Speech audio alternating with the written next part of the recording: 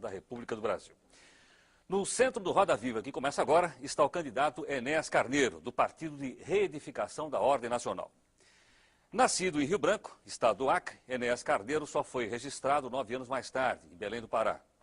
Órfão de pais desde os 9 anos, sempre trabalhou para ajudar a família. Aos 19 anos, mudou-se para o Rio de Janeiro, em busca do sonho de formar-se em medicina. Ingressou então na Escola de Saúde do Exército, onde se graduou terceiro sargento auxiliar de anestesia, em 1909. Formou-se em medicina em 1965 e tem mestrado em cardiologia pela Universidade Federal do Rio de Janeiro. É formado também em física e matemática. Sua estreia na política foi em 1989, quando fundou o Partido de Reedificação da Ordem Nacional e lançou-se candidato à presidência da República. Com apenas 15 segundos no horário gratuito de televisão em 1989, tornou-se célebre com a frase "Meu nome é Enéas" e obteve mais de 360 mil votos, conquistando o 12º lugar nas eleições daquele ano. De volta à política, novamente como candidato à presidência, Enéas Carneiro disporá agora de mais de 1 minuto no horário gratuito da televisão. Para entrevistar o nosso convidado de hoje, doutor Enéas Carneiro, está aqui o jornalista Fernando Mitre, diretor executivo do Jornal da Tarde, jornalista Josemar Gimenez, chefe da redação da sucursal paulista do jornal O Globo, Clóvis Rossi, que é repórter e colunista da Folha de São Paulo, José Paulo Kupfer, do editor-chefe da sucursal paulista do jornal Zero Hora, Rui Xavier, coordenador de política do jornal Estado de São Paulo, e o jornalista Ibsen Spartacus, chefe de reportagem do Jornal do Brasil, também sucursal de São Paulo. O Roda Viva é retransmitido por 23 emissoras de televisão de todo o país. E você pode participar desse programa pelo telefone 252-6525, 252-6525. A Shizuka, a Cristina e a Ana estão anotando as suas perguntas. Se você preferir o nosso fax, é o 874-3454, 874-3454. Doutor Enéas, boa noite. Boa noite. Doutor Enéas, nossa primeira pergunta a todos os candidatos à presidência da República do Brasil. O senhor, obviamente, tem acompanhado a evolução das pesquisas eleitorais. Em alguns estados, o senhor está até empatado, tecnicamente, com outros candidatos que são políticos profissionais. Em função disso, qual é a estratégia do senhor daqui para frente em busca de uma passagem para o segundo turno e para a eleição para a presidência da República do Brasil? Muito obrigado ao senhor e a todos os senhores pela presença e aos telespectadores. A única estratégia que eu me permito usar é falar através dos meios de comunicação.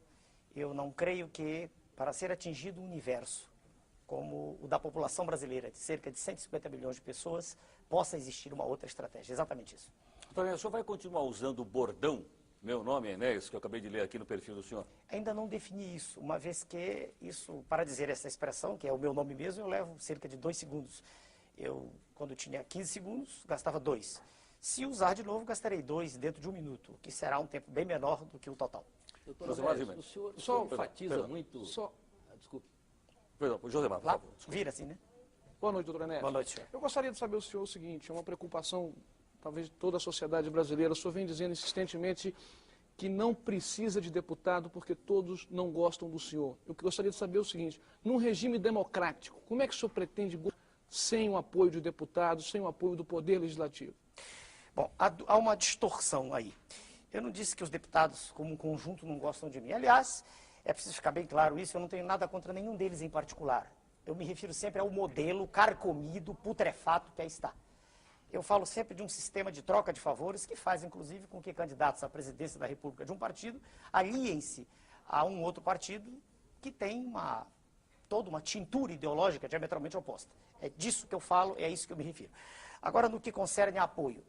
Há pouco tempo atrás tivemos um presidente da República, Sua Excelência, o senhor Fernando Collor, que foi eleito por um partido inexpressivo, que nem tinha sido fundado por ele, ao contrário de nós, que fizemos o PRONA com suor desde 89, e tomou medidas extremamente deletérias para a nação, não tinha maioria e o Congresso se curvou tranquilamente.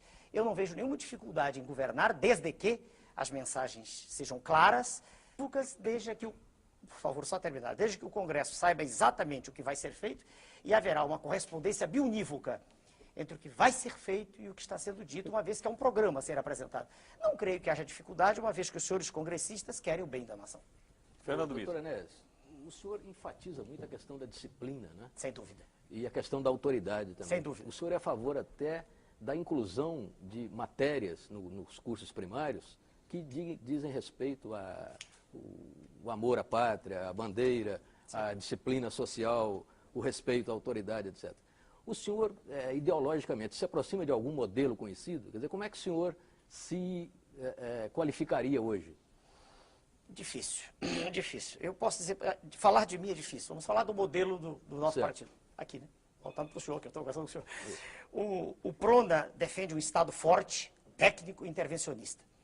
Um Estado que se preocupe realmente com a não que seja propriedade de um grupo reduzido de políticos. Nós acreditamos que é perfeitamente possível resgatar essa dívida social gigantesca da nossa terra, desde que haja uma mensagem firme e que por trás da mensagem haja um lastro de preparo que faça com que o presidente da República não seja um títere, não seja um boneco levado de um lado para o outro, na dependência de quem está à sua direita ou à esquerda. O senhor quer um presidente da República mais poderoso do que o que sempre tivemos? Não, porque os nossos presidentes da República, por terem sido extremamente incultos, em quase sua maioria, né? Quase a maioria, e por serem homens de personalidade extremamente frágil, têm sido levados para um lado e para o outro.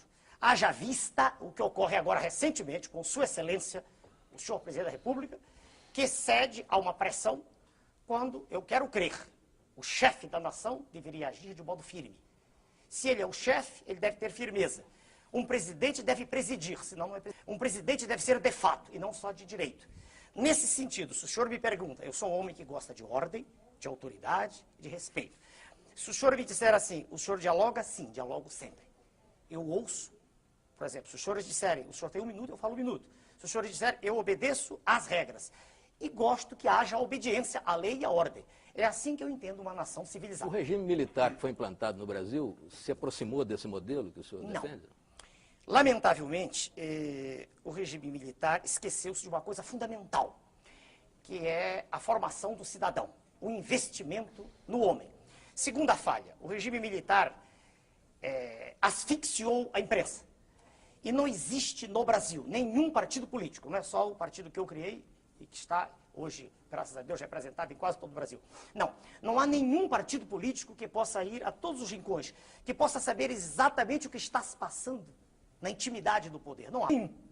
Então a imprensa tem que ter liberdade para isso. E ela terá essa liberdade com a nossa chegada, sem dúvida, para fiscalizar aquilo que está sendo feito. Pois se aquilo que nós queremos fazer tem que ser para o bem da nação, a imprensa tem que ter. Isto é uma coisa. Outra coisa é a absoluta falta de responsabilidade com que a imprensa se comporta atualmente.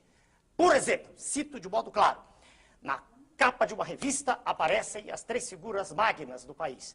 Sua Excelência o Presidente da República, Sua Excelência o Presidente do Congresso, Sua Excelência o Presidente do Supremo Tribunal Federal, vestidos como pessoas do sexo feminino, numa dança. A revista se chama Revista Veja. Eu não entendo que lucro, que vantagem a nação tem com isso. Estou sendo sincero, com a mesma clareza com que falo sempre.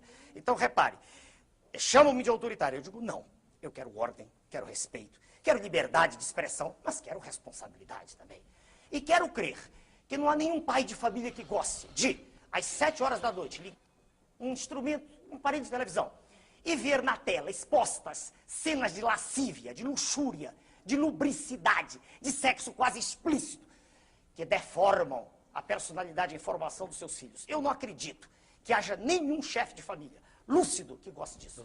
Essas teses são claras, eu estou repetindo como sempre fiz. Tá, vamos a mais uma pergunta. Apenas quero dizer, Clóvis, o seguinte, que o senhor Guilherme Grimaldi de Ipiranga já usou essa expressão autoritária que o senhor mesmo usou agora. Normal.